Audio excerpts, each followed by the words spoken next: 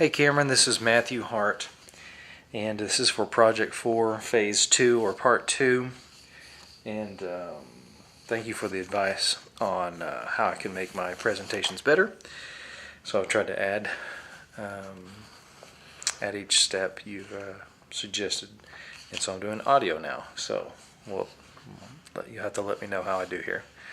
So here is the second part of Project 4, and we took the proportion sculpture that I made originally. The clay has been firmed up. Left it in the garage, and it firmed up real nice. And then I took the tools and made a bunch of planes using those faceting tools in my pottery toolkit. I found that wood worked okay, but metal, I had a little metal tool that came with it. It was really flat, curved on most of it, but perfectly flat on one edge, and that worked really well.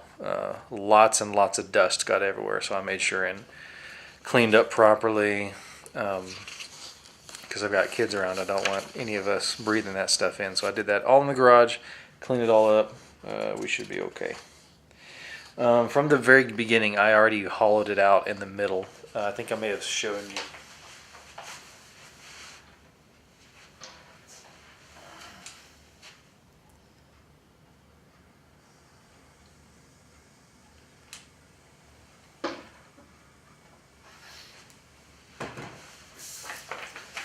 I built the sculpture with the coil method, and that seemed to work pretty nice.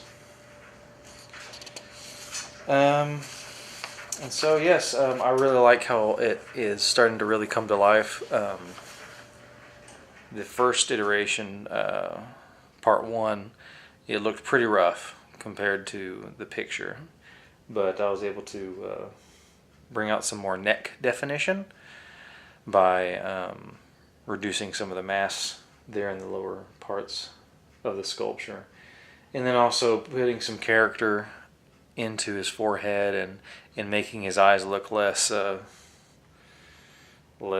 dark is I guess the best way to describe it. I had some issues. He broke his ear, but I repaired it, so it's a little you can probably see little issues, but it broke off, so I had to repair it. That was fun. But all in all, I enjoyed the practice. I enjoyed this first time to use clay ever. I really enjoyed it. So I'm just going to do a little turnaround, and you can just kind of get a sampling of the different planes that I was able to facet for part 2 of Project 4.